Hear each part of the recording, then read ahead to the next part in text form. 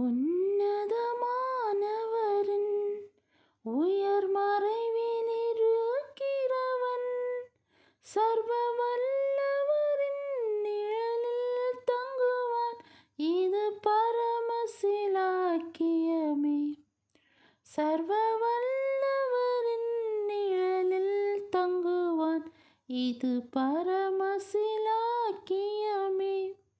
அவர் சேட்டையின் கீழ் அடைக்கலம் புகவே தம் சிறகுகளால் மூடுவார். அவர் சேட்டையின் கீழ் அடைக்கலம் புகவே தம் சிறகுகளால் மூடுவார். தேவன் என் அடைக்கலமே, என் கோட்டையும் அரணும் அவர்.